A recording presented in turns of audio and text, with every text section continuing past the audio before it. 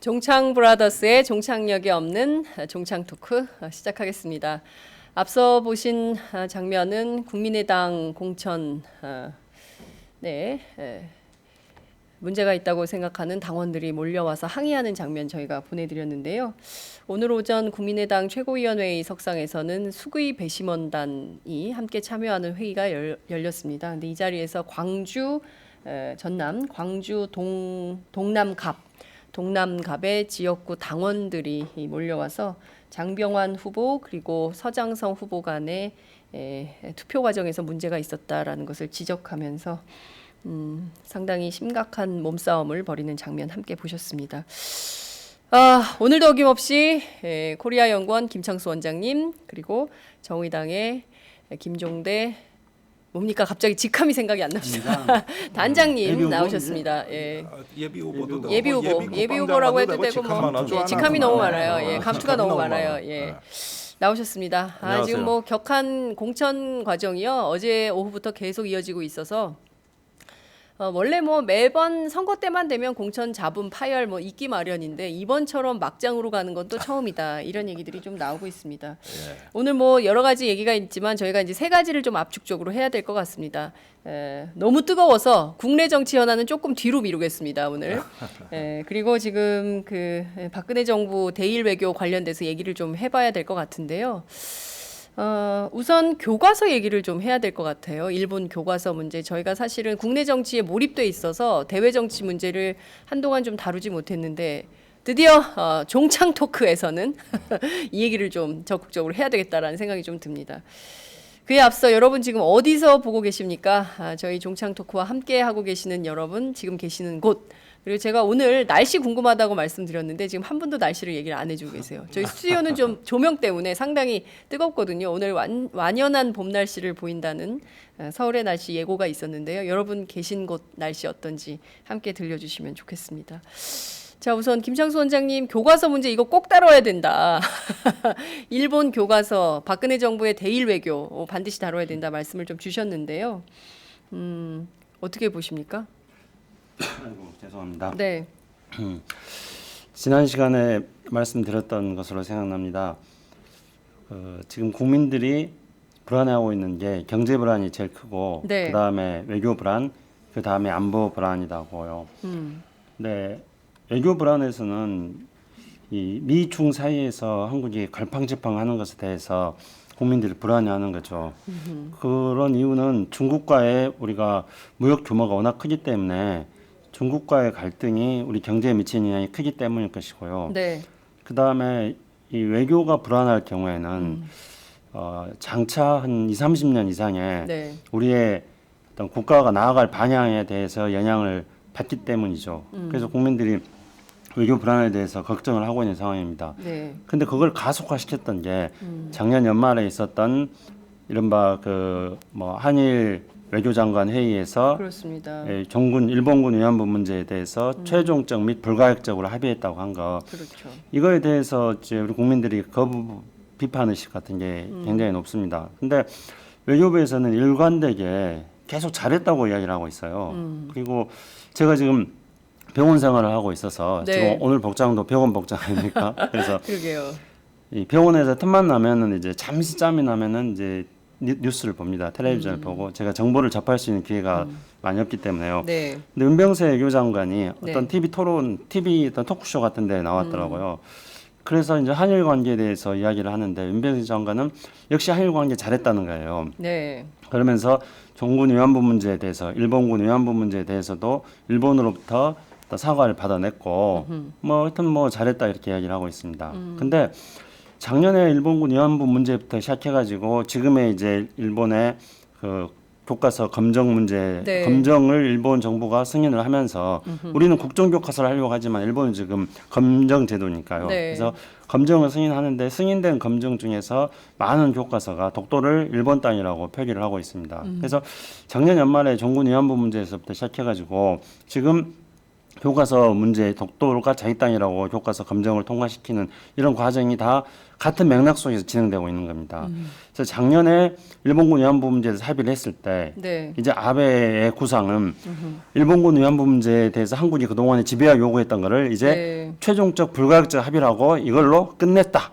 이른바 이제 속되게 말 종찼다. 네. 이렇게 생각했기 때문에 이제는 마음 놓고 안심하고 교과서 문제에 대해서 어차피 예정돼 있습니다. 3월달, 4월달에 네. 교과서 검정안을 통과시키는 일정이 잡혀 있었습니다. 네, 그래서 네. 그때는 이제는 마음 놓고 독도가 일본 땅이라고 주장할 수 있도록 되어 있습니다. 그러니까 작년에 일본군 위안부 문제에 대해서 우리가 그렇게 최종적 불가역적으로 합의를 쉽게 해줌으로써 네. 아베에게 날개를 달아줘서 아베는 이제 그걸 바탕으로 해가지고 교과서 문제에 대해서 자신들이 일본의 어떤 그 독도가 일본 영토라는 네. 이른바 이제 영토 분쟁을 할 그런 가닥을 이제 잡았던 것이었죠. 그래서 결국은 일본군 위안부 문제 작년 외무장관에서 했던 것에서부터 네. 지금의 독도가 자기 땅이라고 일본 교과서에 통과시킨 것까지는 일련의 연관된 속에서 아베의 구상을 실현해 나가는 차근차근 실현해 나가는 그 과정이 있다고 보여집니다. 그리고 한국 정부는 거기에 대해서 발판을 깔아준 것이고요. 네. 그리고 한국 외교부는 그걸 또 잘했다고 자화자찬하고 있는 그런 상황입니다. 네. 참 이번 총선을 앞두고 우리 국민들이 다른 것은 몰라도 국정교과서 문제 그리고 일본군 위안부 할머님들 문제, 특히 이제 소녀상 문제를 그냥 넘어갈 수는 없다라는 생각들이 굉장히 많이 있었습니다. 근데 이번 총선 지나면서 사실 뭐 더불어민주당 내부 문제도 너무 복잡하고 또 막 이렇게 되니까 이게 막 그 지금 막 길을 잃어버린 거예요. 그렇지만 잊지 말아야 할 것들이 있는 것이죠. 무엇보다 지금 보면 내년부터 일본 고등학교에서 쓰일 교과서의 77% 이것을 언론에서는 약 80%라고 통칭하고 있습니다만 거기에 이제 독도는 일본 땅인 거예요. 그러니까 아이들이 자라나는 아이들이 독도는 일본 땅으로 이제 교육받게 되는 것이죠. 내년부터. 자, 그러면 말씀하신 대로 영토 분쟁은 너무나 자명한 상황이 됐는데 이 문제에 대해서 박근혜 정부 태도 변화가 없고 물론 이제 겉으로는 뭐 일본 뭐 그렇게 하지 말라고 주장을 하고 있습니다만 이게 뭐 말뿐이거든요. 김종대 단장님 어떻게 보세요? 국방 개혁 차원에서 얘기를 해야 되나? 글쎄, 내가 여기서 또 단독 보도 하나를 해. 아, 단독 보도. 와, 단독을 사랑하는 장윤선. 가만 있자. 그런데 이거 전에 얘기한 거 아닌가는 내가 잘 모르겠는데. 체크하겠습니다. 점검하겠습니다. 네. 그래도 단독으로서 가치는 지금에 더 있다. 그 사실 미국과 연계해서 봐야 됩니다. 미국과 연계해서 봐야 예. 된다. 제가 일전에 어디 신문 실론을 통해 가지고 흥미있는 정보다 그러면서 공개한 사실이 있어요.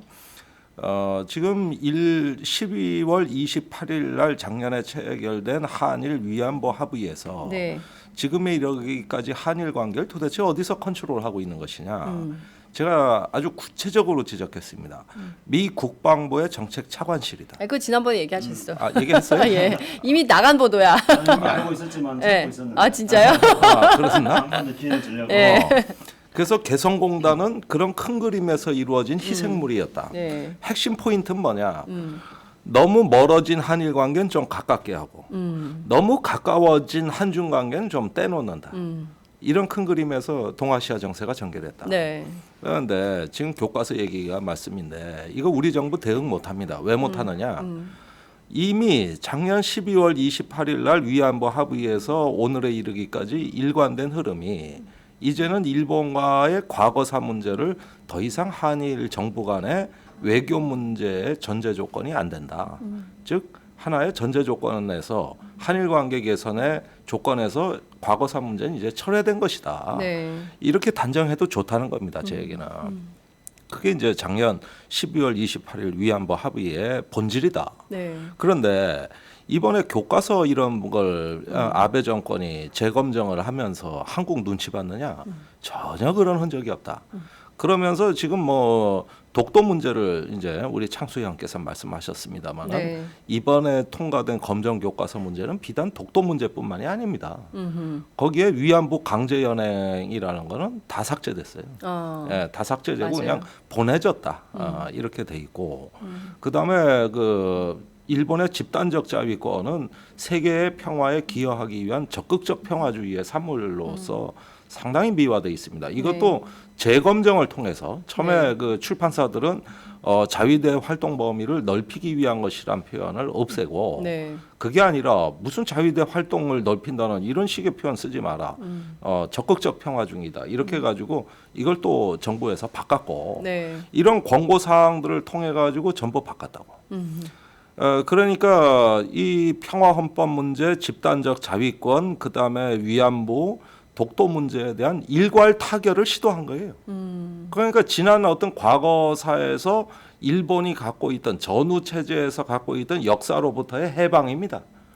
사과하는 전후 체제 국가, 역사로부터의 해방. 전후 체제로부터의 일탈이자 해방이에요. 즉 전범 국가로서 지난 70년간 그 유지되어 온 전후 체제 이 속에서의 어떤 평화 헌법 체제에 대한 정면 도전이자 부인입니다. 거기서부터 완전히 벗어나는 거예요. 네. 그런데 이게 왜 이 시점에 중요하냐? 네. 올해 일본이 이제 선거 연령이 만 18세로 낮아집니다. 그러니까 상당수 이제 고졸 예정자라 고졸 직후에 네. 그 청소년들이 선거에 참여하게 되거든요. 그러니까 서둘러 교육을 시키는 거예요. 일본 아이들을. 네. 네. 그래가지고 고등학교 저학년 교과서가 이번에 바뀐 겁니다. 그러면 이 아이들이 이렇게 배우고 다음 선거부터 바로 참여하게 되는 유권자가 된다는 겁니다.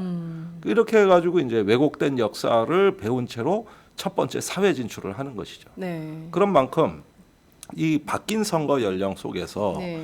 하나의 일본의 어떤 그 청년 계층들의 어떤 극우 국가주의형 어떤 인간으로서의 어떤 집단 정신을 갖다가 이번 기회에 만들어내겠다는 것이고 그것이 이제 선거에까지도 영향을 주겠다는 어떤 이건 또 자민당 일당 독재 체제의 어떤 부산물이기도 한 겁니다. 아, 일본 때문에 정말 미치겠어요. 옆에 있는 나라가 점점 극우 보수화되니까 그 영향을 우리 우리까지 뭐 안 그런가? 우리까지 받아가지고. 우리도 그래. 우리도 우리는 지금, 검정 교과서 수준이 아니라 국정 교과서 수준이기 때문에 한술 더 떠. 그러니까 지금 그러니까 누가 먼저랄 것도 없어 사실. 예. 근데 좀 주머니에서 봐야 될 게 네. 일본에서 교과서 검정안 같은 경우에는 3년에 한 번씩 합니다.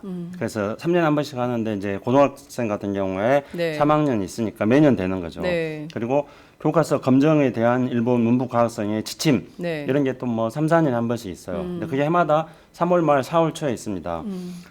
근데 이제 이번에는 3월 17일 날 교과서 아마 고등학교 1학년 교과서 검정안에 대한 통과가 이루어진 것일 겁니다. 네. 그러니까 타이밍이 조금 빨랐다는 거죠. 예년에 비해서. 네. 근데 물론 이제 좀 더 지켜봐야겠습니다만은 저는 그거에 대해서 3월 말에 워싱턴에서 열리는 네.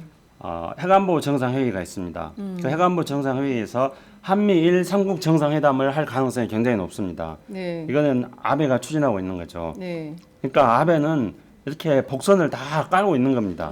그래서 작년 12월 말에 네. 이미 이제 종군의 한부 문제, 일본군의 한부 문제에 대해서 한국하고 합의를 하고 네. 그거를 올 3월 달에 해관보 정상회의에서 한미일 정상회담을 하면서 거기에서 미국으로부터 네. 인정을 받으려고 아베는 생각하고 있었죠. 3월 말이면 이제 곧 그렇죠, 안 다음 남았죠. 주나 예, 이번 예. 주 다음 주죠. 다음 예. 주네요. 예. 그리고 이거를 원래는 이제 3월 말 4월 초에 교과서 검정안 통과를 하는 것을 조금 당기에 1년보다 빨라졌다는 건데 그거는 이제 3월 말 해관보 정상회의에서 한미일 정상회담을 하면은 거기에서는 일본군 외환부 문제와 그다음에 어떤 교과서 문제에 대해서 미국에서 승인하는 것은 아닐 겁니다. 네. 그러나 이제 김종대 단장이 이야기한 것처럼 미국의 아시아 전략은 한일 간의 거리를 가깝게 하고 그다음에 한중 간의 거리를 조금 띄우고 그리고 남북 간에는 일종의 북한의 위협이 적절하게 유지되는 네. 그런 상황을 만드는 게 미국이 아시아 전략을 추진하는데 최적의 상황인 거죠. 그런 상황이기 때문에 일본이 아베가 맘 놓고 네. 교과서에 독도가 자기 땅이라고 도발을 해도 네. 우리가 지금은 명분론상 우리 정부가 항의를 하고 있습니다만은 네. 아베 구상은 결국은 한미일 정상회담에서 네. 미국이 한일 관계를 좀 더 가까이 이렇게 어떤 당겨 놓는 그런 속에서 교과서 문제, 교과서에다 독도가 일본 땅이라고 했던 것들을 묻어서 넘어갈 수 있다는 그런 생각을 지금 하고 있는 거라고 추측이 되어집니다. 네. 왜냐하면은 아베는 그런 한일 관계와 그 다음에 미국과 관계 속에서 짜여진 일정을 굉장히 잘 활용을 해왔습니다. 네. 아주 영악하게 나쁘게 악용을 한 거죠. 네. 그 대표적인 경우가 2014년도에 이 3월 말에 해외에서 바로 이 해관보 정상회의가 열린 거예요. 근데 해관보 정상회의가 열릴 때 그때 이제 한국 정부는 일본이 뭔가 이 반성하는 네. 그런 태도를 보였기 때문에 해관보 정상회의에서 한미일 정상회담을 하게 됐다. 네. 이렇게 한국 정부는 말해요. 예. 근데 일본은 어떻게 말하냐면은 미국이 주선해줘가지고 네. 해외에서 해관보 정상회의에서 한미일 정상회담을 하기로 했다 이렇게 말합니다. 그렇군요. 그런데 그 한미일 해관보 정상회담을 하고 난 다음에 일본은 교과서 문제, 교과서 검증안을 또 통과시키면 독도가 또 자기 땅이라고 또 주장을 하는 거죠. 네. 그러니까 그런 어떤 국제 정치의 연관 속에서 미국의 전략이 한일 관계를 가깝게 하려는 이런 거라는 것을 아베는 잘 활용을 해가지고 네. 자신들이 영토 문제 같은 것들을 일정하게 도발을 할 때 그런 일정에 맞춰가지고 이것들을 무마시키는 스케줄을 짠다는 겁니다. 근데 우리는 그런 거 없이 번번이 지금 아베 그런데 깨지고 당하고만 있는 거 아닙니까? 자, 지금 보면 박근혜 대통령이 이달 31일부터 4월 1일까지 미국에서 열리는 핵 안보 정상회의 참여차 이달 30날 미국 워싱턴으로 출발한다라는 기사가 나와 있는 상황인데요. 자, 이렇게 대외 관계는 흘러가고 있는 거예요. 국내에서 국내 정치에 막 골몰해가지고 모든 사람들이 국내 현안에 몰입해 있을 때 대외 정세는 이렇게 흘러가고 있는 겁니다. 결국 이게 누구에게 유리한 것인지 우리도 이 점을 잘 짚어봐야 될 것 같은데요. 김종대 단장님 어떻게 보세요? 이번 핵안보 정상회의에서 박근혜 대통령이 어떤 방향으로 어떻게 도장을 찍고 오실지 또 이분 나가면 또 사인하고 오시잖아. 결제하고 오시고. 아니 걱정이야. 결제하고 그렇죠. 예, 그것도 또 우리 모르게 했다 나중에 밝혀지는 그러니까, 양상이 많죠. 미치겠어요. 예. 이번에 박근혜 대통령 핵안보 정상회의는 지난 1월에 북한의 핵실험 이후 연이은 어떤 강경 드라이브의 최종 그 승부처, 1차 승부처라고 보시면 됩니다. 여기서 한중 정상회담이 예정돼 있습니다.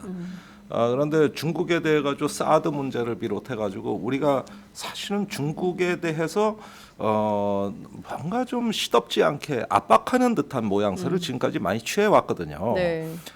그러면서 중국으로부터 북한 제재에 대한 협력을 받아내겠다고 해서 사정없이 지금까지는 한국이 중국에 대해서도 강경 기조를 유지해 왔던 겁니다. 네. 그리고 그 1차적인 결실을 한중 정상회담에서 거두겠다 이런 보관이었죠. 네. 그러면은 예상해 보건대 그 한중 정상회담이 끝나고 아마 우리 정부는 북한 제재에 중국도 대대적으로 협력하기로 했다는 걸 마구마구 언론 플레이할 가능성이 높습니다. 굉장히 많이 뿌려댈 거예요. 중국도 대북 제재에 동참하기로 했다. 네, 내용과 관계없이. 내용과 관계없이 예. 이런 것들을 어디서 끄집어내 가지고 박 대통령의 어떤 외교적 성과로 이렇게 포장할 가능성이 굉장히 높습니다. 조선일보를 비롯한 도하 보수 언론의 도배질이 될 수 있겠네요. 뭐 그것뿐이겠어요. 그 저기 종편이 또 대기하고 있어요. 종편이 대기하고 있죠. 예. 예. 그러는 와중에 지금 북한의 5차 핵실험 그 예고 기사들이 계속 나오고 있는 네. 편이기 때문에 예. 이때가 중국으로부터 의미 있는 답변을 받아내기에 매우 혹이다고 박근혜 정부는 판단할 가능성이 높습니다. 그러나 실상은 중국 자체는 어느 정도 유엔 제재안에 중국이 협조를 했으므로 네. 이제는 한반도 비핵화와 평화 협정을 위한 대화를 제안하고 싶은 거거든요. 이게 중국의 본심이에요. 예. 예. 그런데 이제 이런 어떤 정상회담을 각자 동상이몽으로 해석해서 박근혜 정부는 총선 때 박 대통령의 네. 그 외교적인 이런 어떤 그 성과로 포장할 가능성이 대단히 높고 그다음에 뭐 예컨대 그러면 사드 배치에 대해 시진핑을 설득하냐? 네. 사드에 싸짜도 못 꺼낼 겁니다. 예, 그거는 뭐 사드 얘기 꺼내면 싸대기 나오는 거 아니야? 그랬단 싸대기 날라와요. 귀싸대기 맞아요. 그래서 그거는 꺼내지도 못할 거예요. 예. 그리고 사실 그 평화협정 얘기가 나오면 박근혜 대통령 난처해져요. 지금은 그게 아니라 북한의 체제 전환, 네. 정권 교체, 최종적으로 더 나아가서는 북한 붕괴까지도 내다보는 어떤 극단적 강압 정책에 박근혜 대통령이 이미 루비콘강을 건넌 상태입니다. 그런데 평화협정 체결 문제는 그거는 박근혜 대통령으로서는 받아들일 수 없겠죠. 그런데도 불구하고 어떠한 조건부로 박 대통령이 평화협정에 관심이 있다는 얘기를 하게 되면 네. 그건 대단한 전환이라고 할 수가 있어요. 이거는 사실은 굉장히 의미가 있는데 그걸 기대하기에는 우리 각하께서는 좀 아닌 것 같다. 이런 생각이 듭니다. 결국 어떻게 되느냐? 네. 그런 어떤 대중 외교에서 이제 겉도는 모양들이 사실은 소모적으로 진행될 가능성이 대단히 높고 네. 한미 관계에서 어떤 동맹을 증진하고 한미 관계를 강화한다는 것 속에서 일본 문제는 묻힙니다. 일본 문제가 묻힐 것이다. 묻혀버려요. 예. 예, 끝내진 않아요. 지금 정보 보십시오. 이건 뭐 제대로 대응이나 하고 있습니까 지금 일본 문제? 그거는 일본 멋대로 고삐 풀린 망아지 마냥, 물때 만난 고기 때 마냥 마구마구 휘젓고 지나도 네. 할 말 없습니다. 우리 정부는 대응 못해요. 아, 참 걱정입니다. 일본이 저렇게 말씀하신 대로 고삐 풀린 망아지 마냥 저렇게 뭐 영토 문제, 교과서 문제 맘대로 자기들 맘대로 국제사회의 지적이나 이런 것도 아랑곳하지 않고 하고 있는데 전혀 이게 견제가 안 되는 거예요. 그죠? 우리 정부가 제대로 대응도 못하고 명분론 차원에서 삐 그냥 한마디 정도만 하고 예? 그냥 성명이나 내고 뭐 이런 수준인 거란 말이에요. 이게 국민들 입장에서는 정말 분통 터질 일이거든요. 네. 예? 영화 귀향 보신 분들 얼마나 그렇죠. 얼마나 안타깝고 지금 벌써 300만 명이 네. 넘었거든요. 네. 그 영화 동주 이거 동주. 굉장히 의미하는 바 굉장히 큽니다. 그럼에도 불구하고 우리 정부가 대응조차 제대로 못 하고 있어요. 그런데 정작 말씀하신 대로 핵 안보 정상회의에서 일본 이슈는 다뤄지지도 않고 오로지 북한 문제, 오로지 북한의 핵실험, 미사일 이 문제만 다뤄지고 또 중국과의 관계에서는 사드 문제가 좀 다뤄진다고 한다면 결국 우리 주권과 관련된 문제는 우리 정부가 제기도 그 못하는 거 아니에요? 문제에서도 이거는 보수 정권 스스로 파는 함정이 있어요. 스스로. 예. 자, 핵안보 정상회의가 북한 핵을 의제화하는 회담이냐? 전혀 아닙니다. 전혀 아니에요. 네. 그거는 그냥 뭐 양자 정상회담이나 이럴 때 의제 밖에서 하는 거예요. 그러면 왜 핵안보 정상회의, 핵 없는 세계를 구현하자는 거 아닙니까? 네. 그렇다면 북한 핵이 의제화가 돼야 되는데 왜 안 되느냐? 그건 이명박 정부 때 그렇게 한 거예요. 이명박 정부 때 네. 50개국 정상이 서울에서 모여가지고 핵안보 정상회의 한다 그랬어요. 이때 남북 간에는 남북 정상회담을 위한 비밀 접촉이 진행 중에 있었습니다. 그래가지고 북한의 그 김정일 위원장을 초빙한다는 거예요. 핵안보 정상회의에. 그래서 우리가 북한에 준 메시지가 여기서 북한 핵 문제는 의제가 아니라고 한 겁니다. 그렇게 한 거예요. 네, 그래가지고 원래 그 김정일 위원장 오면 저기 서울 킹텍스에서 이 회담 하려 그랬어요. 근데 안 오는 걸로 됐거든. 그래서 장소가 바뀐 거라고. 강남으로. 강남으로. 그래서 네. 킨텍스가 아니라 코엑스로 간 거구나. 코엑스로 간 거예요. 핵안보 정상회의는 네. 이제 오바마가 핵 없는 세계를 꿈꾸면서 그 핵안보 정상회의에서 어떤 핵 군축이라든가 핵 폐기를 의제로 삼는 건 아니었고 네. 핵 물질의 안전한 관리 이런 것들을 목표로 이제 핵안보 정상회의를 워싱턴에서 열었죠. 그리고 네. 2차 핵안보 정상회의를 한국에서 열면서 한국에서는 이제 2차 핵안보 정상회의를 통해 가지고 이명박 정부 때 원자력의 르네상스 시대를 열려고 했던 거예요. 핵 물질의 안전한 관리를 통해 가지고 네. 원자력 발전을 많이 건설해서 원자력의 르네상스 시대를 열려고 했던 게 이제 이명박 정부의 목적이었는데 지금 이제 이 워싱턴에서 핵안보 정상회의가 열리면은 이게 이제 지금 북한이 계속 그 핵실험을 하고 또 5차 네. 핵실험을 앞두고 있고 네. 뭐 이런 상황에서 미국에서 지금 의회에서 내년도 국방예산을 지금 심사하고 있는 네. 그런 시점이기 때문에 북한 핵 문제를 비롯한 북한 위협론이 아주 극대화되는 시점에서 핵안보 정상회담이 열리게 됩니다. 네. 그렇기 때문에 자연스럽게 이제 북한 이슈들이 어떤 방식으로든지 간에 논의되어질 수밖에 없습니다. 근데 여기서 우리가 이제 일본 문제 같은 경우에 네. 결국은 이게 왜 덮어지고 가냐면은 한일 간에는 세 가지의 핵심적인 이슈가 있습니다. 그러니까 교과서 문제를 비롯하여 어떤 과거사 문제가 있는 네. 거고요. 그리고 일본군 위안부 문제를 비롯하여 일본의 식민지 강점에서 비롯되는 우리 피해자 문제가 있는 네. 거고 그리고 독도 문제를 비롯한 영토 문제가 있는 겁니다. 근데 일본은 지금 이 문제를 전부 다 통치고 넘어가 버리려고 하고 있습니다. 네. 그래서 핵안보 정상회담을 통해 가지고 핵안보 정상회담 자체가 아니라 네. 거기서 열리는 한미일 정상회담을 통해서 일본이 이런 한국과 일본 간의 세 가지 이슈들을 통치고 넘어가 버리는 그리고 이런 것들이 이제 계속 누적되면 누적될수록 네. 일본의 구상대로 문제는 되는 거죠. 특히 이제 이번에 일본이 지금 영토 문제, 이 사실은 뭐 독도 문제는 영토 문제도 아닙니다. 왜냐하면은 이미 그거는 우리가 오랫동안 실효적으로 지배해왔고 국제법적으로도 우리의 네. 영토가 명백하기 때문에요. 근데 일본이 노리는 거는 이거를 자꾸 분쟁 지역화 시켜가지고 네. 국제사법재판소에 끌고 가려고 하고 있습니다. 그래서 이번에 이제 검정안에 통과시킨 내용을 보면은 아베가 지시해가지고 새로운 문구들이 담겼습니다. 그거는 한국 정부는 네. 이 독도 문제를 국제사법재판소에 끌고 가려는 것도 반대한다. 이런 내용들이 포함되어 있는 거죠. 네. 그러면은 그 문구를 그대로 본다면은 마치 국제사법재판소에서 공정하게 누가 옳은지 따져보자 그러는데 네. 한국은 뭔가 자기들이 꿀리는 게 있기 때문에 국제사법재판소에 나와서 당당하고 공정하게 그것에 대해서 심판받는 것도 거부하려고 한다. 네. 그래서 한국은 비겁한 애들이다. 이런 이제 인식을 일본 사람들한테 심어주려고 하고 있는 거죠. 그렇기 때문에 이번에 일본 교과서에서 독도 문제가 이야기됐던 것들은 원래 지속적으로 일본이 독도 문제를 가지고 영토 분쟁화시키는 도발을 네. 해온 겁니다만은 이번에는 국면에 있어서 그런 미세한 변화들이 생기고 있는 겁니다. 지금. 그렇군요. 자, 저희가 이제 일본 문제 얘기를 하고 있는데요. 결국 박근혜 정부가 제대로 대응조차 못하는 상태에서 이 문제가 그냥 또 다시 그냥 공중에서 사라지게 되는 이슈가 되지 않을까. 그러기 전에 우리 국민들이 그 문제를 좀 쭉 따라가면서 계속 지켜봐야 될 것 같다라는 말씀을 좀 드리고 싶고요. 다음 주제 얘기를 좀 해볼게요. 바로 북한 위협론인데요. 이게 좀 그 시간이 많지 않기 때문에 국내 정치가 워낙 복잡해서 이 북한 위협론 잠깐 얘기하고 국내 정치로 넘어가야 될 것 같습니다. 앞서 북한의 5차 핵실험 위협 문제 지적을 해주셨어요. 서울 상륙 작전 한다는 거 아닙니까? 지금 실제로 북한 위협이 어느 정도 수준인 건지 저희가 이제 테러 방지법 그때 당시 그 테러 방지법 관련한 필리버스터 할 때 원튼 원치 않든 안보 위협은 계속될 거다. 그리고 봄에는 안보 위협이 극대화되는 시기다. 어쩔 수 없다. 그래서 이 문제는 계속 가져갈 수밖에 없다. 이런 말씀 해주셨는데 그럼에도 불구하고 더불어민주당의 김종인 비대위 대표가 중단을 결정을 했었던 것이죠. 당시에 그 문제 저희가 지적한 바 있는데요. 자, 북한의 5차 핵실험 위험 어느 정도 되는 건지 김종대 단장님 먼저 정리를 좀 해주세요. 일단 뭐 임의의 시간에 핵타격을 할 수 있도록 항상 준비를 갖추라는 김정은 위원장의 지시가 공개됐지 않습니까? 네.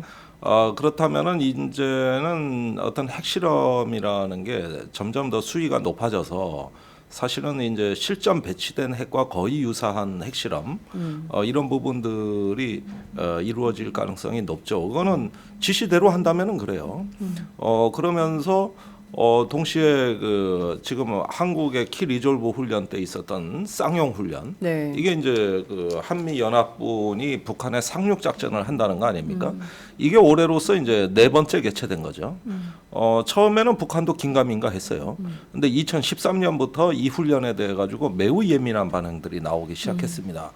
그래서 북한에서 최초로 반상륙 작전이 김정은 위원장 창간 하에서 대규모로 시행된 게 2013년 3월부터입니다. 네. 그리고 지금 이제 그 뒤로도 3년째 북한은 또 반상륙 작전을 하고 있는 것이죠. 그러니까 이거는 상륙 작전을 하니까 반상륙 작전을 한다. 그리고 그 반상륙 작전이라는 게 뭐냐면은 북한이 쏠 수 있는 건 다 바다에 써보는 겁니다.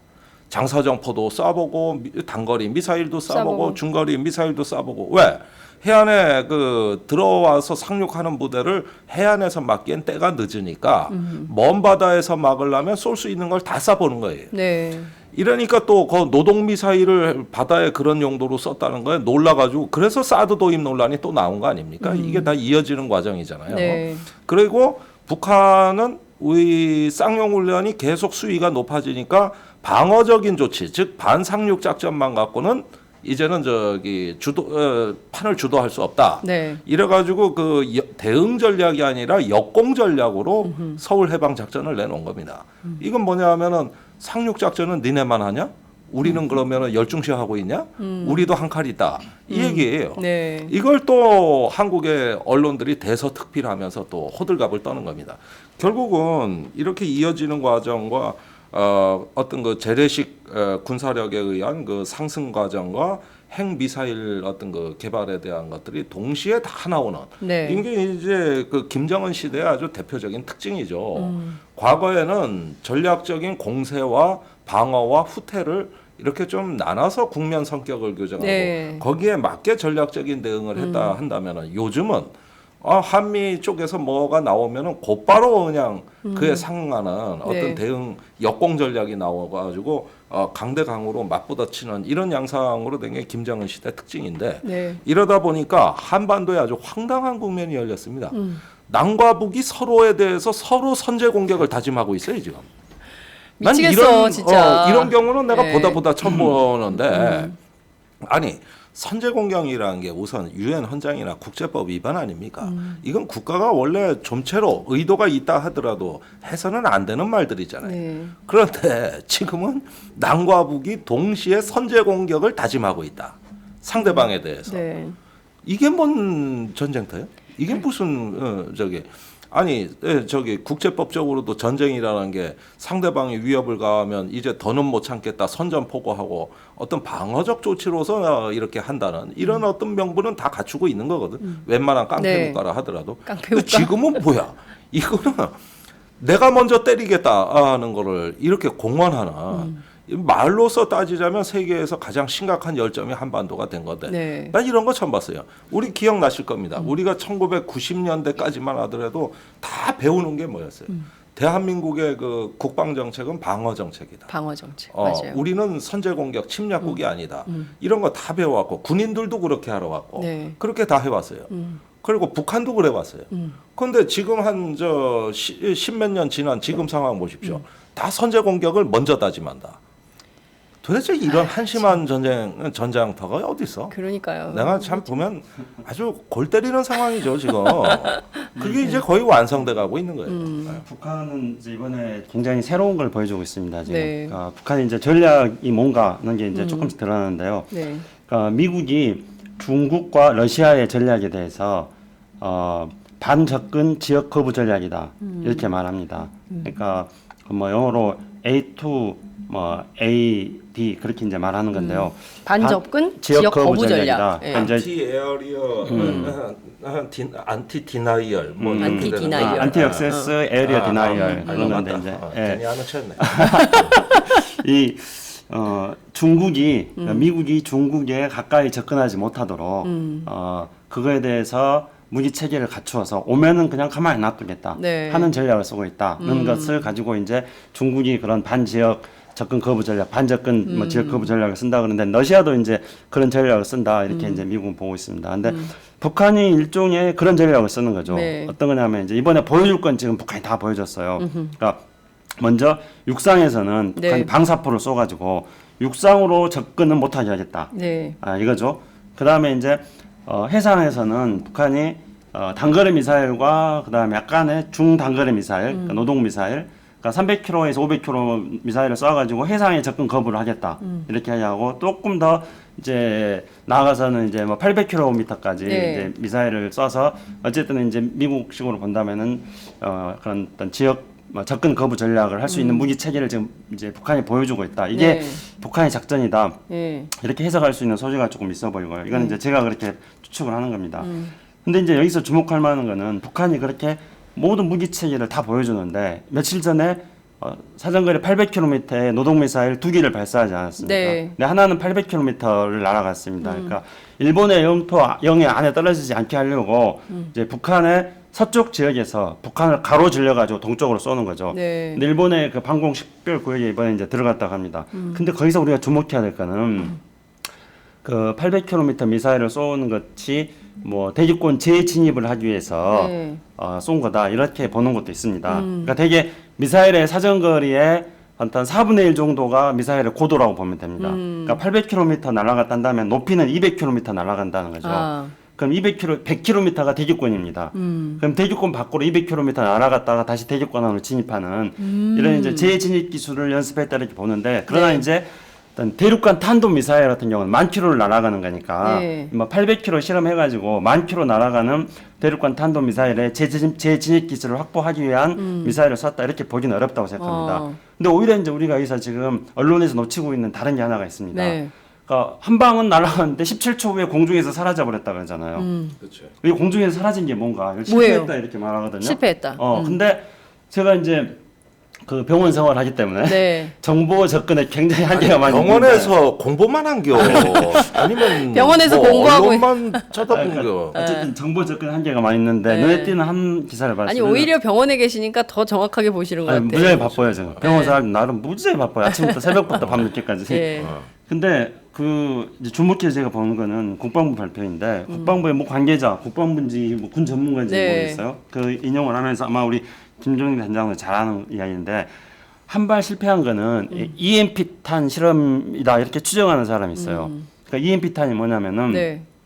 핵무기를 공중에서 발사해서 터뜨리는 겁니다. 네. 그럼 공중에서 터뜨리면은 핵무기로 인한 강력한 전자파가 발생해가지고 그 전자파에 의해 가지고 지상에 있는 모든 통신 체제가 마비되는 그걸 마비시키는 것을 이제 EMP 탄이라고 합니다. 그래서 미국에서는 상원인가 하원인가에 그 EMP 탄에 대처하는 그런 뭐 위원회 같은 것도 만들어서 활동 중에 있었는데 미국의 세계일보 비슷한 네. 워싱턴 타임즈 같은 경우에는 북한의 EMP 탄에 대해서 경계해야 된다는 그런 기사들이 계속 나오곤 했습니다. 네, 그런데 네. 이번에 한 발에 실패한 게 공중에서 터뜨리기 위한 EMP 탄 실험이 아니냐 이런 뭐 국방부 관계자들의 또 멘트가 나왔더라고요. 네. 근데 이제 그렇기 때문에 그 말의 진위 여부를 뭐 확인하는 게 필요하다고 봅니다. 그래서 한 발을 실패했다고 보지 말고 네. 북한이 뭘 하려고 했는가, 진짜 실패인가, 의도가 뭔가 이런 것들을 자, 조금 김종대 단장님 말씀을 해주세요. 이따가. 네. 네, 그건 뭐 역시 아무도 모르는 건데 네. 이 EMP 탄을 지금 북한이 실전에서 시험할 여건이 안 돼요. 이제 핵탄두를 만드는 나라인데 네. 이 EMP 탄은 소형 그거보다 더 소형화된 네. 그 핵을 갖다가 공중에 한 60km에서 100km 상공에서 핵을 터뜨리면 네. 어떻게 되냐면은 이제 방사능이라든가 그 폭풍파에 대한 피해보다는 전자파 피해를 입는 겁니다. 근데 이 전자파가 얼마나 강력하냐면 우리 군의 지휘 시설에 컴퓨터가 많잖아요. 네. 그러면은 외부의 그 전자파가 이 전선에서 전기로 변환돼 가지고 컴퓨터를 타고 들어가 가지고 지휘 통제실을 완전히 태워버리는 무력화해버리는 거예요 컴퓨터를. 그래요. 예, 그래서 그걸 무력화하는 건데 한미 연합군의 그 주력 무기가 전부 또 GPS 의존 체계입니다. 위성 항법 장치. 이걸 또 강력한 전자파 펄스로 교란할 수가 있고 그러니까 유사시에 북한으로서는 꽤 노려볼 만한 비대칭 전력이면은 틀림없습니다. 그런데 그것이 실전에서 아직 사용됐거나 우리가 출연했다는 걸 네. 들어본 적이 없고. 그 다음에 이제 그 북한은 아직까지도 초보적인 핵탄두를 만드는 수준이기 때문에 네. 그것을 설령 고려한다 하더라도 네네. 아직까지 갈 길이 멀다. 그리고 EMP 전자파 교란은 실제로 북한이 하고 있는 겁니다. 그래서 그거는 굳이 핵탄을 EMP 탄으로 변환을 안 시켜도 EMP 전파 교란 장비를 따로 갖고 있어요. 그래서 그런 것들이 이제 실제 시험된 적이 있는 것이죠. 그러면 이번에 그 북한이 발사한 미사일이 왜 공중에서 폭발했느냐? 네. 그건 자폭 장치를 시험해 본 거일 수도 있고, 아, 자폭 장치의 실험. 그거를 시험해 본 걸 수도 있는 것이고, 네. 아니면은 다른 어떤 그 계기 조정. 그러니까 이번에 쏜 그 만약에 노동 미사일, 중거리 네. 미사일을 쐈다면은 네. 어떤 식으로든 그 낙하하는 지점에 대해서 새로운 비행 제어라든가 추력 조절이라든가 유도 기술이 필요하거든요. 네. 그러니까 전혀 다른 미사일 용도로 써먹으려고 하다 보면은 그 안전성에 문제가 생겼을 수도 있는 겁니다. 그러면은 그런 것들을 시험해 보는 과정에서 기술적 결함으로 폭발할 수도 있는 것이고, 그건 뭐 굉장히 다양한 것인데 다 우리가 좀 눈여겨봐야죠. 문제는 그러면 북한의 5차 핵실험이 임박했다라고 하면 이게 우리 정세에 또 큰 영향을 미치고 또 박근혜 정부 입장에서는 더 센 강도 높은 대북 강경론 근데 이런 할 게 걸 뭐 있어? 지금 되게- 북한에 대해서 네. 해운 금융 우리 독자 제재안 발표했는데 그게 무슨 효과가 있습니까? 그러니까요. 북한하고 거래가 있어야 효과를 보는 것인지. 예. 그렇기 때문에 그거에 대해서 실질적으로 북한에게 고통을 주는 제재를 하는 게 아니라 네. 국내 정치적으로 국내 정치용. 북한에 대한 강력한 대응 태세, 박근혜 대통령이 좋아하는 거 있지 않습니까? 대응 태세. 총력 안보, 총력 이런 안보. 거 국민들 일치 단결해가지고 북한하고 맞싸워야지. 지금 정치권 얘네들 이렇게 쌈질이 나고 있어도 되겠느냐? 박정희 대통령 이게- 구호를 써야지. 박정희 대통령. 써주세요. 아니 어떤 청소년들은 박근혜 대통령이 박정희 대통령 부인인 줄 알고 있더라고. 요즘 워낙 청년들이 정치에 관심이 없어서. 그런데 이런 용어까지 갖다지면 진짜 그렇게 한다니까. 근데 이제 그 부인인 줄 알아요. 그런 청소년들 많아요. 아, 그래요. 한국 정치로 좀 다시 넘어가기 전에요. 워낙 한국 정치에 대해서 할 이야기 많이 있습니다만 지금 시간이 없어서. 예, 예. 북한이 이제 이번에 5차 핵실험을 할 확률이 굉장히 높습니다. 그러니까 지금까지는 이제 북한이 이른바 핵 분열 실험을 한 거였죠. 이번에 이제 1월 달에는 또 뭐 핵 융합 실험을 해서 네. 수소탄 실험을 했다고 하지만은 근데 지금 김정은이 며칠 전에 핵탄두 실험을 하겠다 한 거예요. 그러니까 지금까지는 핵 물질이 지하에서 분열하는 네. 그렇게 해서 온자력에 힘을 얻는 에너지를 얻는 이 실험을 한 거라면은 이제는 그 북한이 이번에 공개한 소형 그 핵무기를 네. 탄두에 실어가지고 그래서 이것을 폭발시키는 물론 그때는 핵물질은 집어넣지 않겠죠. 네. 공중에서 폭발시키든지 실험실에서 폭발시키면은 실제로 이제 방사능 유출되니까 그래서 탄두에 실어서 하는 핵폭탄 실험을 네. 지금 핵탄두 실험을 하겠다고 김정은이 말했기 때문에 네. 오착 실험은 실제로 그렇게 진행될 확률이 일단 높다고 봐야 되고요.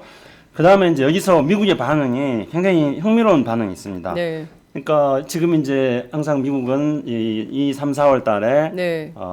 이제 예산을 확보해야 되니까 지금 또 그 상원에서 국방예산 확보를 위한 청문회가 있었습니다. 근데 거기에 애슐린 카터 미 네. 그 국방장관하고 미 합참의장이 다 이제 청문회에서 증언을 한 게 있는데요. 북한은 지금 이제 미국의 5대 적국이 있습니다. 네. 그래서 중국, 러시아, 그다음에 이란, 그다음에 북한, 그다음에 테러리스트들 이런 것들은 이제 5대 적국 안에 이제 북한을 집어넣었어요. 그다음에 이제 이 미국의 합참의장이 북한의 위협을 세 가지로 이야기했어요. 예, 이게 굉장히 흥미있는 건데 우선은 북한의 핵무기, 두 번째로 북한의 미사일 능력, 세 번째로 북한의 사이버전 능력. 사이버전. 이 세 가지가 미국의 위협인데 그 위협이라는 걸 어떻게 표기를 했냐면은 미국 본토에 대한 위협, 그러니까 테리토리, 영토에 대한 위협이고 또 가끔씩 가다가는 홈랜드, 일종의 미국에 대한 어떤 조국에 대한 네. 우리의 조국을 미국이 북한이 위협하고 있다. 또는 유나이티드 스테이츠를 위협하고 있다. 미국이랑 국가를 위협하고 있다. 그러니까 본토를 위협하고 있다는 그런 상황으로 지금 북한의 핵과 네. 미사일 능력을 지금 미국은 평가하고 있는 겁니다. 거기에 이제 사이버전은 별거 아니다. 그거는 기본적인 방어 체계만 있으면은 북한의 사이버 어떤 테러는 얼마든지 막을 수 있으나 네. 그러나 앞으로 이것이 점증하는 위협이 되고 있다 해가지고 세 가지 위협을 이야기하고 있습니다. 네. 여기서 이제 주목할 만한 거는 합참의장이 북한 핵과 미사일이 미국 본토를 위협하고 있다고 말한 거라는 겁니다. 그 미국 본토를 위협하고 있다는 거는 이제는 어떤 상황이 되냐면은 시간이 지나면 지날수록 네. 북한의 핵과 미사일 능력이 점점 더 이제는 더 이상 적당하게 미국이 아시아에 개입할 수 있는 핑계거리 수준을 넘어서서 네. 미국을 위협하는 수준이 되고 있고 이것이 일정한 임계점을 넘어서는 순간 미국은 북한하고 협상을 할 수밖에 없습니다. 그래서 이제 지금 평화협정 이야기들이 그래서 술술 나오고 있는 거죠. 그래서 미국의 다음 정권이 들어선다면은 필연적으로 북한 핵능력이 미국의 본토를 위협할 정도로 방치한 오바마 정부의 정책에 대한 재평가 작업을 할 거라고 봅니다. 네. 그런 점에서 이제 이번에 지금 북한이 계속 끊임없이 이렇게 도발하고 있는 것에 대해서 이게 정말 이게 그냥 적당한 위협을 통해 가지고 한반도를 관리하려고 했는데 이대로 놔뒀다가는 큰 코 다치겠네. 네. 미국 사람들 코가 크잖아요. 그래서 큰 코 다치긴 하는 지금 생각을 하는 단계에 지금 이르고 있다. 네. 이게 이제 미세한 변화라고 보여집니다. 그렇군요. 말씀하신 대로 대전환. 김종대 단장님 표현에 따르면 대단한 전환 뭐 이런 것이 이루어진다면 한반도 정세에도 정말 급변하는 정세가 될 것 같은데 북미 간의 협정을 통해서 지금 우리 정전협정이 평화협정으로 변화되면 한반도는 정말 확 바뀔 수 있는 거 아닙니까? 제가 걱정하는 네. 거는요. 지금 미국이 정권 말기라는 거예요. 그러고 항상 북미 간에 그 미국 대통령 임기 말에 뭘 잘해보려고 하다가 네, 그 사고쳐요. 다음 대통령의 초기에 한반도 위기가 많이 일어났어요. 클린턴 대통령 초기에 맞아요. 94년 북한 영변 핵시설 맞아요. 폭격하려고 그랬습니다. 그 다음에 조지 부시 대통령 초기에 역시 2003년경에 그 아직까지 집권 초기인 조지고 부시는 것만 하는 조지 부시가 영변을 또 폭격 못해서 난리 부르스를 쳤습니다. 그걸 이제 국제 정치에서 스핀 효과라 그러는 건데 그 미국 대통령이 집권 초기에 자기 힘을 과시하려는 경향이 매우 크다는 것이죠. 네. 한 명은 공화당이었고 한 명은 민주당이었죠. 네.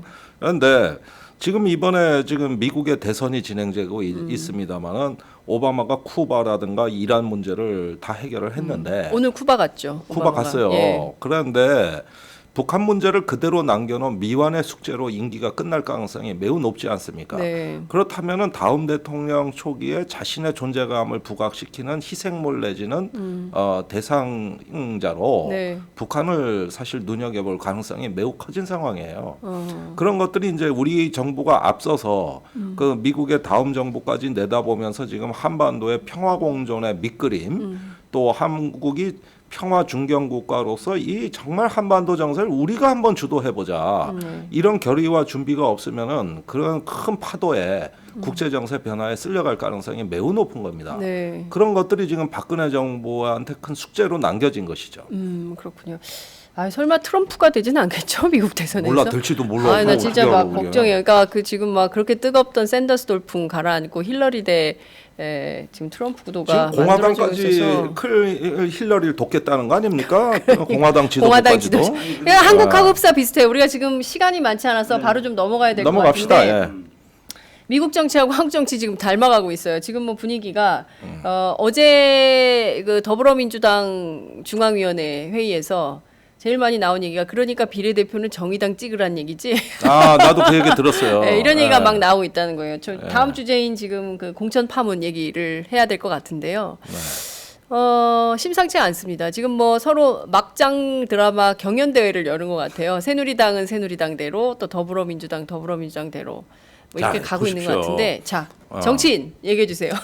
아니 예년 같았으면 총선 때 지금이면 각 당의 공천 작업이 다 끝나고 그럼요. 이제 정책 비교 경쟁이 들어가거나 맞아요. 아니면 큰 국가적 이슈를 놓고 한판 붙을 때입니다. 근데 지금 어떻게 돼 있느냐? 하나도 그런 건 없고 전부 저 3당의 그 내부 공천 파동이 뉴스의 90%입니다. 90%. 맞습니다. 정치 뉴스에. 오늘 아까 안철수 그 대표까지도 저런 광경을 우리가 봤습니다만은 저 뭡니까 몸싸움에 구태 정치 다 나오잖아요. 네. 그런데 바닥에 눕는 거 오랜만에 예, 봤어요. 거기에다가 1번 당하고 2번 당은 둘 다 대표가 당무를 거부하고 계세요 지금. 그러니까요. 예, 두 양김 씨가. 네. 그러는데 양김의 당무 거부 사태네. 당무 거부 사태예요. 네. 그다음에 저하고 비례대표 똑같이 2번 대신 그 이름도 나하고 비슷한 같은 김종자 돌림의 그 2번 당의 네. 비대위원장께서는 셀프 공천하다가 또 당무를 오늘 거부하고 계십니다. 맞습니다. 그러면은 지금 자금의 이 사태는 뭡니까? 사실은 어떤 더불어민주당이 야권의 맏형으로서 사실 어떤 지금은 정권 교체 비전을 내놓고 그렇게 하되 지지자들이 뭐 정의당과 민주당으로 갈라져 있다 손치더라도 각자의 자기 가치대로 투표를 한다 하더라도 어떻게 보면 큰 정권 교체라는 도도한 여정에 있어서야 어떤 연대의 심리가 고취가 되고 또 일부 지역 후보자들끼리는 연대가 이루어지는 이런 어떤 생산적이고 건설적인 상황으로 갔어야 되는 겁니다. 그렇죠. 그렇게 가서도 이길 동 말동한 선거예요. 그런데 지금 이런 어떤 여권이 저렇게 자중질환에 빠질 때 조금만 더 포용적이고 개방적인 자세를 더불어민주당이 취해졌더라면 지금쯤이면 대단히 큰 시너지 효과가 일어나가지고 이제는 총선 필승을 바라보고 더 나아가선 정권 교체 비전까지도 말할 수 있는 수준까지 갈 뻔했던 겁니다. 네. 그런데 이게 지금 뭐냐 이게. 저는 지금 상황이 파시즘의 광기가 몰려오는 전야의 조짐을 보이고 있다 이렇게 생각합니다. 그러니까 이제 국민들의 입장에서 본다면은 우리 김종인 단장이 이야기한 것처럼 무슨 뭐 여당 야당 가릴 것 없이 공천 문제 때문에 완전 뭐 풍비 박살이 나고 있는 상황 아닙니까? 이런 상황은 기존 정치에 대한 불신 혐오감이 굉장히 높아지는 상황이죠. 첫 번째는 그런 상황이고요. 두 번째로는 이제 경제와 안보의 어떤 불안한 상황입니다. 그리고 세 번째로는 박근혜 대통령이 구상하고 있었던 이른바 이제 그 새누리당을 친박 정당으로 만들려고 하는 이런 구상에 박근혜 대통령이 그렇게 총애하는 윤상현 의원의 이 막말 발언으로 인해서 그런 구상에 또 큰 차질이 빚어지면서 친박 정당으로 해서 박근혜 대통령의 총선 이후 대선 이후에 나름대로의 시나리오를 만들어 나가는 것에 차질이 좀 생기지 않았습니까? 이런 세 가지 상황은 뭔가 박근혜 대통령에게 이 상황을 그냥 방치해서는 안 된다. 어떤 결단을 내리는 그런 객관적인 요소라고 생각합니다. 그거는 우리가 쉽게 생각해 볼 수 있습니다. 아까도 말하지 않았습니까? 박근혜 대통령이 뭐라고요? 박정희 대통령이 부인으로 생각하는 사람도 있다고? 네. 근데 청소년들이 박정희 대통령 5.16 쿠데타를 일으킬 때 명분이 뭐였습니까? 사회적 혼란 뭐 이런 거였고 유신을 할 때 명분이 뭐였습니까? 그는 뭐 남북 불안을 극복하고 남북 통일을 이루어야 된다 이런 겁니다. 근데 그런 사회적 혼란이라는 것은 정치적 혼란 안보 불안, 경제 불안 이런 걸 통해서 객관적인 조건이 마련되고 있는 거고, 그 다음에 이제 어떤 박근혜 대통령 내부적으로는 또 어떤 친박 세력들의 힘이 약화되면서 내부적으로는 그런 동력이 생기고 있는 거라고 생각합니다. 네. 그래서 지금 현재 이 정치가 정말로 막장으로 가는 이런 상황에 대해서 그냥 정치 혐오 형태로 우리가 반응을 보여서는 안 되는 이유가 충분히 있는 거라고 생각합니다. 근데 이제 여기서 저는 우선은 과연 김종인 지금 비대위원장인가요? 그분이 이 비례대표 공천을 비롯한 이렇게 하는 게 모든 사람들이 전부 다 지금 반발하고 있는데 이게 과연 타당한가를 한번 저는 짚어야 된다고 생각합니다. 저는 뭐 기본적으로 김종인 대표는 원포인트 릴리프입니다. 그 역할이 네. 그러니까 모든 사람이 다 자기의 존재에 대해서 자기 역할에 대해서 자기 그릇됨의 크기에 대해서 객관적으로 겸손하게 볼 줄 알아야 됩니다. 그렇지 않는 순간 오버하게 되고 그렇지 않는 순간 자기가 역량에 맞지 않는 무거운 어떤 관을 쓴 순간 거기에 짓누르려서 찌그러들게 되어 있습니다. 김종인 대표는 원포인트 릴리프라는 사실을 잊지 말아야 됩니다. 그리고 김종인 대표가 해야 될 일은 뭐냐면 선명 야당 네. 이 기치를 복원시키는 거, 부활시키는 겁니다. 정통 야당, 선명 야당에. 그럼 뭘 해야 되느냐? 공천을 통해서 박근혜 대통령의 실정에 대해서 어떻게 맞서서 싸울 수 있는 그런 공천을 할 것인가? 비례대표에 있어서 그게 가장 중요한 임무이죠. 네. 근데 지금 김종인 이 위원장 이 양반이 한 그 비례대표 이 사람들을 가지고 네. 뭐 박근혜 정부 실정하고 맞서서 싸울 수 있는 총선에서 뭐 그런 게 되겠습니까? 택도 없는 소리죠. 그렇죠. 그리고 이 정통 야당이라고 하는 이 야당이 지금까지 계속 추구하는 노선이 뭐였습니까? 그거는 중산층과 서민을 위한 김대중 대통령 때부터 그건 명확하게 되지 않았습니까? 중산층과 서민을 위한 정당입니다. 네. 근데 지금 이 김종인 위원장이 비례대표 임명한 사람들 보면은 그렇지 않아도 우리 사회가 양극화되어지면서 네. 0.1%, 1%의 소수를 위한 지배가 되고 있는 게 우리 사회인데 네. 김종인 위원장이 공천한 사람들 보면은 바로 그 소수를 위한 지배에 도움을 줄 수 있는 그런 인물들 중심으로 해서 공천을 했는데 이 사람들이 어떻게 중산층과 서민을 위한 경제 양극화를 극복해 나갈 수 있는 그런 정치를 할 수 있겠습니까? 택도 없는 소리죠. 그렇죠. 그리고 지금, 이제 한 가지만 더 말씀드리면요. 아울러서 이 더불어민주당은 우리 사회의 진보 정치가 제도권 내에 없지 않습니까? 진보 네. 정당이 있는데 굉장히 미약하지 않습니까? 그러면은 제1야당은 더불어민주당이 해야 될 임무는 어떤 거냐면요. 우리 사회의 진보 정치가 꽃피울 수 있도록 진보 정치를 인큐베이팅하는 그런 역할이 제1야당에도 부여되어 있는 겁니다. 그런데 지금과 같은 이렇게 공천해가지고 제가 볼 때는 이 공천한 사람들 있지 않습니까? 비례대표로 공천한 사람들은 이번에 이제 뭐 더민주를 한번 한 다음에 또 다음에는 또 새누리당 가가지고 또 내가 과거에 더민주에 있었다는 것을 팔아서 내가 그 더민주에 이런 약점이 있다는 것을 가지고 거래를 해서 새누리당 가가지고 뭐 하나 공천을 하든지 뭐 장관 하든지 뭐 하든지 충분히 그러고도 남을 사람들로서 그분들한테 대단히 죄송합니다만 그분들의 이력이라든가 경력을 보면 그럴 사람들로 있는데 어떻게 그런 사람들을 공천해가지고 진보 정치를 연내 제도권 내에서 인큐베이팅 할 수 있는 그런 제1야당 역할을 할 수 있겠습니까? 그러니까요. 말도 안 되는 저 그 공천. 청수영이 지금 네. 굉장히 화가 많이 난 건데 평소에 이 정도로 안 나간다고. 아니 그러니까 제가 오늘 굉장히 세게 말씀하시네요. 지금 제가 막 배가 꼬이는데요. 아침에 8시부터 해가 제가 이 자리를 못 떠나고 계속 앉아 있는 거예요. 정말 그 강도 높은 비판. 그러니까 제일 그 8시에 정봉주 의원이 막 거의 고함을 치면서 비판을 했어요. 당을 떠나라 그럴 거면. 그렇게 무책임한 사람 우리 필요 없다. 우리는 그동안 사실 솔로몬 재판에선 진짜 엄마의 심정으로 당이 갈라질까 봐, 당이 더 어려워질까 봐 뭐 독선하고 독주하고 필리버스터 중단하고 이럴 때도 그냥 참고 있었는데 이 지경에서는 더는 못 참겠다. 분노 게이지가 점점 높아져요. 김홍걸 위원장 그리고 또 그 김광진 의원 나와서 또 막 방금 전에 막 성토하고 갔거든요. 그리고 오늘 이게 김창수 원장님까지 오늘은 완전히 분노데이 팟짱 오늘 분노데이 분노 특집 분노 스페셜로 보내드리고 있는데요. 김종인 대표가 이런 얘기를 했어요. 그따위로 대접하는 정당에서 일할 생각이 추호도 없다. 오늘 당무 거부하고 중앙위원회에도 참석하지 않겠다라는 입장을 밝혔습니다. 그따위로 대접하는 정당에서 일할 생각이 추호도 없다. 정치인 김종대 단장님은 이런 워딩 아니, 어떻게 저 보십니까? 순간적으로 할 말을 잃었는데 자, 그 얘기를 한 자리가 그러면은 어딥니까? 기자들 앞이죠. 그렇죠. 저기 국민에게 하고 국민에게 대놓고 한 이야기죠, 사실상. 굉장히 협박처럼 들려요. 그러니까 저 순간적으로 네. 멍해지는 게 이럴 수가 그런 어떤 느낌이 들 정도인데 네. 대접받으시려고 거기에 들어가신 거라면 헌신하고 봉사할 생각이 아니라면 그렇다면 빨리 결정하셔야 됩니다. 왜 그러냐? 이 정도 심한 말이라 그러면 이건 거의 반협박이거든요. 네. 이건 뭐냐 하면은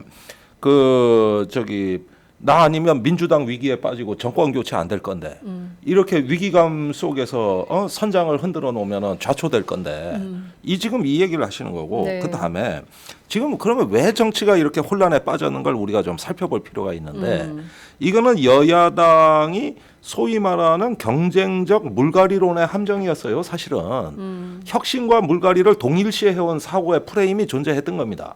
그러니까 한쪽에서는 친노를 물갈이하자, 한쪽에서는 호남을 물갈이하자, 그 다음에 여당은 뭡니까? 비박을 물갈이하자, 또 한쪽에서는 진박을 어째자. 이래 가지고 네. 각자가 이제 어떤 그 지금의 처지에 불만을 갖고 있는 정파 세력들이 무언가 주도권을 잡기 위해서 지금까지 물갈이론을 확산시켜 왔고 그게 내부의 분열적인 논리로 전부 다 확산이 된 겁니다. 그것이 공천 과정에서 그대로 구체화돼서 네. 이제는 화합할 수 없는 그래가지고 혁신 경쟁을 한 건데 혁신 경쟁의 최종 결과물은 뭐냐 하면은 갈고 또 갈고 완전히 가루가 된 거예요. 네. 그런데 이런 과정은 이 선거가 끝난다 하더라도 정당 재편을 예고하고 있는 겁니다. 사실은 이 시스템과 이런 프레임과 이러한 틀로 정치가 존립하기 어렵다는 것들을 여야가 각자 다 증명을 해준 거예요. 네. 거기서 단 한 가지 예외가 있다면 정의당밖에 없어요. 그 정의당은 애시당초 가장 원래는 취약한 수준이었습니다. 그 완전 자유경선 아니었습니까? 네. 완전 자유경선에다가 진성당원 아니면 가짜당원 이런 거 전부 다 명단을 철저히 2중 3중 검증해가지고 네. 당원 민주주의에 다 맡기고 지도부가 개입을 안 해버린 겁니다. 그렇죠. 원래 지금까지 깨지던 정치판은 이런 판에서 깨져왔어요. 맞아요. 그 사이에 어떤 세력이 개파가 들어오고 무더기 입당이 들어오고 해가지고 전체 판을 완전히 망가뜨려버린 이게 과거에 이제 진보가 완전히 망해버린 이유 중에 그렇습니다. 하나입니다. 그런데 이번에 그게 극복이 돼버린 거예요. 그런데 이런 걸 예방해 놓고 물갈이는 과감하게 해서 경선을 하되 룰은 복잡하게 만들어놨단 말이야. 뭐 안심번호 제도가 도입되고 별하게 볼 게 다 있었지 않습니까? 네. 그런데 그 결과를 거의 승복을 못하는 이런 상황이 도처에서 이제 벌어진 건 뭐냐? 저는 정당 시스템에 이제 대대적 개편을 예고하는 시점으로 우리 사회가 진입하고 있는 거라고 봅니다. 이건 대의 정치의 위기예요. 그러려면 당원 직접 민주주의로 가든가 우리 당 같이 네. 아무도 후유증 없지 않습니까? 그러니까요. 지금 보면 좀 대단히 좀 충격적이어서 제가 몇 문단 소개를 좀 해드리면요. 오늘 오전 기자들이 김종인 비대위원장 개인 사무실이 광화문에 있는데 거기 간 거예요. 그래서 지금 당무 거부 이후에 상황을 좀 살피기 위해서 기자들 몇 명이 들어간 모양이죠. 사람을 갖다가 인격적으로 그따위로 대접하는 정당에 가서 일을 해주고 싶은 생각이 추워도 없다. 내가 무슨 애착을 가질 이유가 없다. 내가 자기들한테 보수를 받고 일하는 거야 뭘 하는 거야. 이건 너무 세서 대표직을 내가. 내놓고 안 내놓고 그건 나한테 묻지 말고 나는 대표직의 매력을 못 느낀다. 내가 연연해서 여기 온 게 아니야. 내가 당을 조금이라도 추스려서 수권정당 한다고 그랬는데 그걸 끌고 가려면 의원직을 가지지 않으면 할 수가 없다. 내가 무슨 욕심이 있어서 비대위원장 하려는 사람으로 다루는 것이 제일 기분 나쁘다. 내가 무슨 욕심 많은 노인네처럼 만들어가지고 그건 하나의 핑계고 자꾸 딴소리에서 사람을 이상하게 만들고 있다. 이거 심각합니다. 이건 심각한 건데 네. 제가 좀 말씀드려야겠는데 자 과거에 그 새정치국민회의 시절에 이제 김대중 총재가 당시에 그 정계복 짓기도 하고 할 때 또 그 이전에 민주당 시절도 네. 마찬가지인데 자신을 비례대표 14번에 공천했습니다. 김대중 네. 당시 총재가 왜 그랬냐? 그게 커트라인이었어요. 그렇죠. 그리고 자기 자신을 그렇게 걸면서 내던지면서 당 지지율을 끌어올린 겁니다. 맞습니다. 그래가지고 하나의 어떤 정치의 자식의 도박이라고도 할 수 있는 것들을 많이 했어요. 그리고 그런 것들이 리더한테 자세가 나올 때 뭐냐 하면은 국민들이 조금 더 이 당을 돕자 위기에 빠진 당 아니냐 네. 이렇게 이제 해가지고 표를 결집을 시켜왔던 것인데 지금 김종인 대표 말씀은 뭐냐하면은 내가 2번 차지하는 것이 이게 뭐 수권 정당으로가 당연한 나의 자리고 그것이 아니라고 말하는 이따위 대접받는 거야 말이지.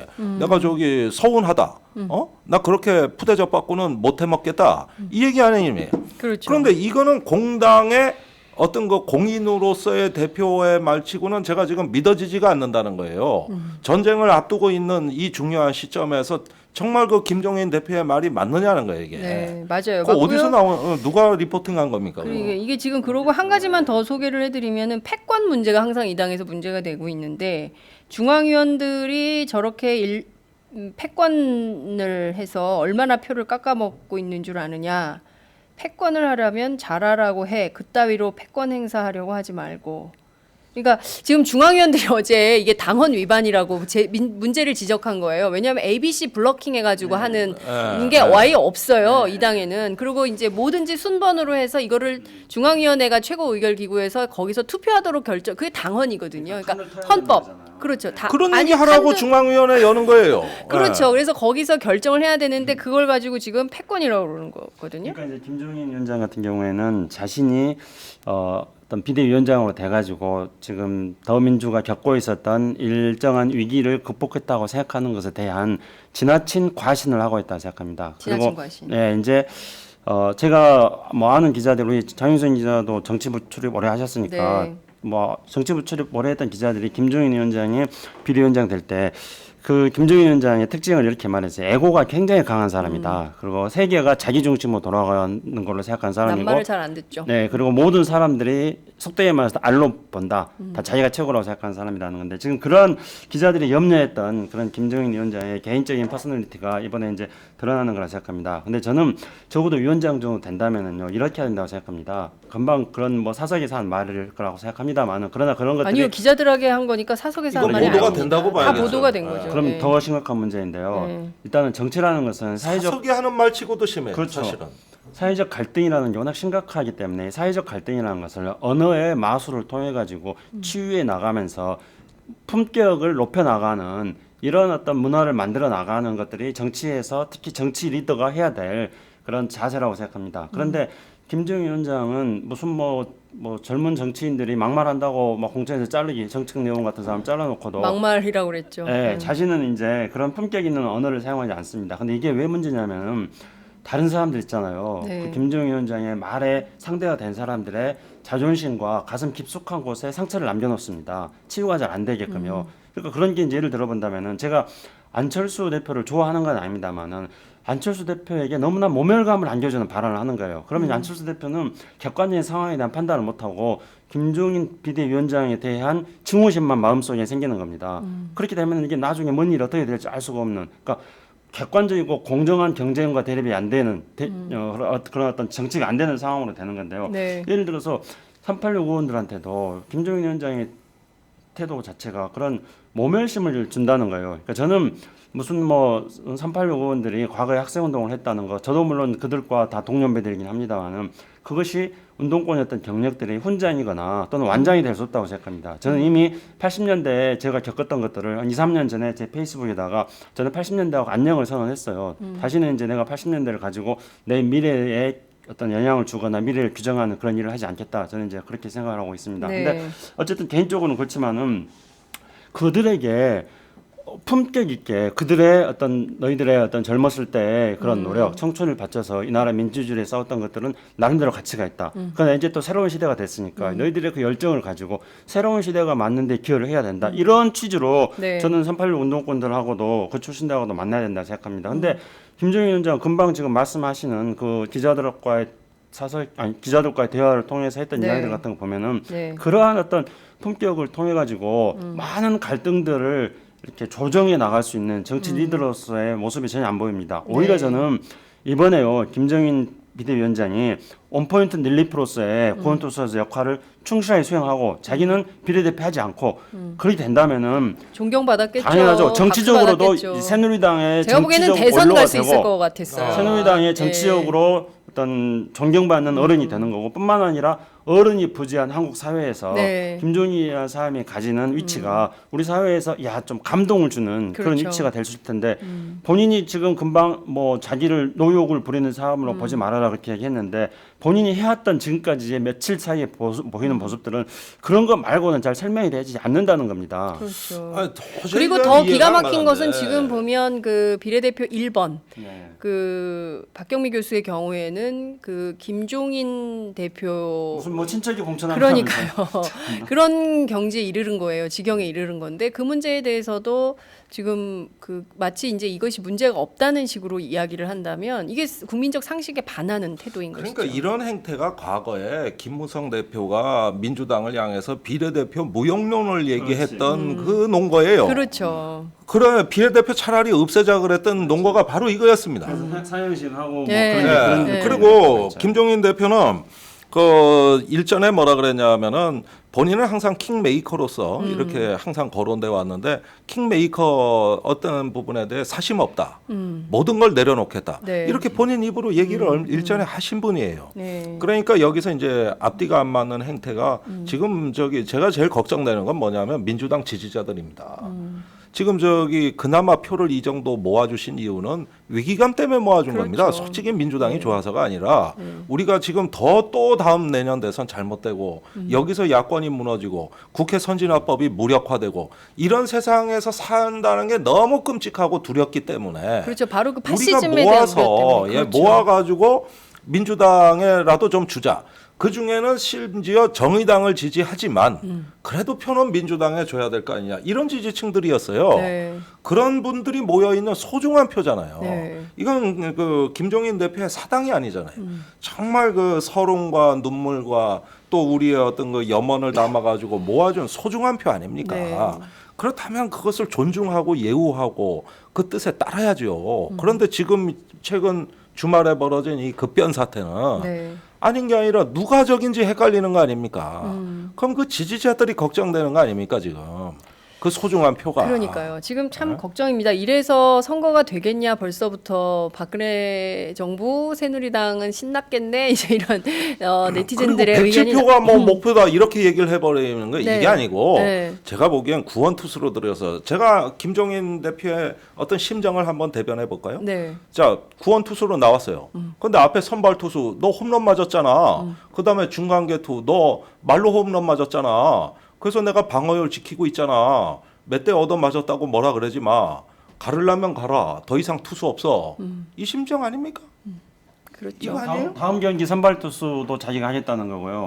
그리고 다음 경기에 라인업 출발할 참여할 선수 명단도 자기가 다 짜가 내가 지금 구원투에 성공하고 있으니까 감독의 권한까지 다 위임해가지고 다음 경기까지 자기가 다 하겠다 이렇게 지금 나오고 있는 거나 다름없는 거다 이렇게 보입니다. 실제 당 내부에서 그런 얘기가 나옵니다. 김종인 대표가 이게 뭐 구원투수만 하고 떠날 뿐이 아니라 대선 이후에까지도 당에 남아서 뭔가 역할을 하려고 하고 실제로 킹메이커 하지 않겠다는 것은 본인 스스로 킹이 될 뜻이 있다. 이것도 염두에 두고 있다는 거다라는 얘기까지 당 안에서 전략 관계자들이 얘기를 하고 있어요. 많이 자기 나갔죠. 크기와 그릇을 알아야 된다고 제가 그래서 말씀드리지 않았습니까? 그러니까요. 근데 지금 보면 전반적으로 선거는 지금 23일 앞입니다. 이제 23일 얼마 안 남아서 다음 주부터는 이제 본격적인 선거 운동도 시작하게 될 텐데. 아니 이번 주가 후보 등록이에요. 그러니까요. 24일, 5일 목금이 등록되면 이제 끝나는 겁니다.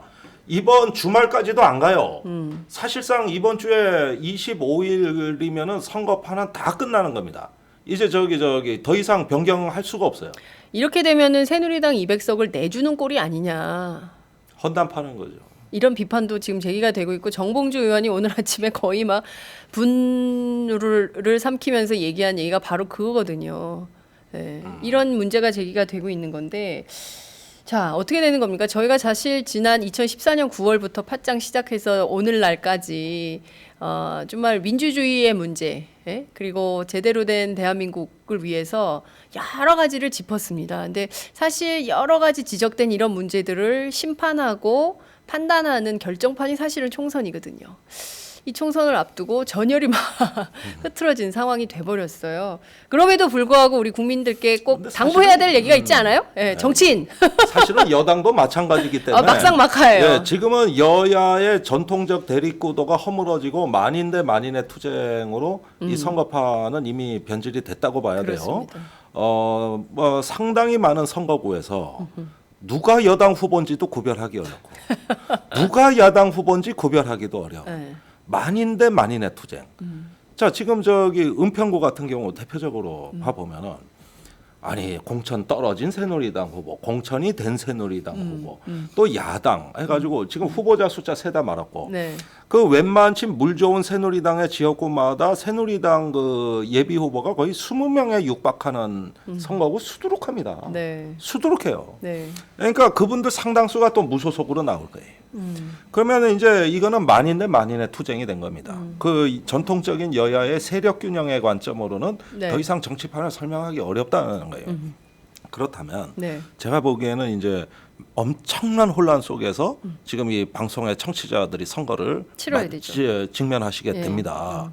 이럴 때일수록 가치 중심으로 정책 중심으로 보셔야 되는데 이게 정말 제가 어려운 주문이라는 걸 잘 알고 있습니다만은 내년 대선까지 내다보면서 그때 가면은 또 야권이 다 결집이 될 겁니다. 네. 그랬을 때 누가 인재냐? 그때 다음 정부의 새로운 민주정부를 위해서 헌신할 사람이 과연 누구냐? 이런 기준으로 한번 봐주시면 어떻겠는가? 그래서 그 다음에 소속 정당을 보고 말이죠. 이러면서 그 인물 이선으로 우선 그걸 봐주시되 정치 논리를 거기에는 소속 정당이나 이런 문제의 변수를 약간 좀 축소해 주는 게 어떤가 네. 이런 생각이 들어요. 아유, 그러니까요. 시스템 공천이니 뭐니 그 난리를 쳐놓고 더불어민주당 결국은 이렇게 된 거예요. 말씀하신 대로 이번 선거는 그 어떤 선거보다 후보자가 어떻게 살아왔나, 그리고 후보자가 지금 무엇을 하고 있나, 그리고 어떤 주장을 하고 있나, 어떤 일에 헌신해 왔나, 이것을 정말 주요하게 봐야 되는 선거가 다가오고 있다. 이런 그게 말씀 좀 정치 드릴 수 있을 것 개혁입니다. 같습니다. 정치 혁신이고요. 예. 아, 저희가 이제 얘기를 주고받는 가운데 어느덧 벌써 시간 많이 70분, 오버됐습니다. 40, 예. 50초 지나고 있습니다. 오늘 정말 길게 생방송을 했습니다. 상황이 상황이니만큼 저희가 뭐 앉아서 계속 얘기를 하고 있는데요. 제가 앞서 어디서 듣고 계시냐 그 지역 날씨 부탁을 드렸는데요. 많은 분들이 의견을 좀 주셨습니다. 캐나다 토론토에서 듣고 계시고요. 캐나다 몬트리올에서 듣고 계십니다. 사무실에서 듣고 계신 분도 계시고요. 날씨 지금 겁나 좋습니다. 이렇게 의견 주신 분도 계십니다. 원주 날씨 맑고 따뜻해요. 이렇게 의견 주신 분도 계시고요. 평택에 꽃 폈습니다. 오. 평택에 꽃이 폈대요. 정말 그 많은 분들 함께 해주셔서 감사드리고요. 부모님 개파만으로 정의당의 비례 2번 당선된 김종대 후보. 열렬히 화이팅 응원하셨습니다. 이번 참에 정의당이 국민당 접수하셨으면 합니다. 뭐 이런 의견도 주셨습니다. 김창수 원장님 너무 착하십니다. 종대 후보님 깨워주시고 주무셨어요? 시작할 때? 네, 뭐 이런저런 의견 주신 분들 굉장히 많이 있습니다. 저희가 일일이 다 소개해드리지 못해서 죄송합니다. 김창수 원장님 사모님 어떻게 괜찮으십니까? 그 지난번 방송 지금 병석에 때 계셔가지고 많이 좋아졌다고. 이 김종대 단장이 좋은 소식 가지고 오면은 네. 저도 좋은 소식 전해주겠다 그래서 지난주에 좋은 소식 가지고 와서 우리 저도 좋아졌다고 얘기했는데요.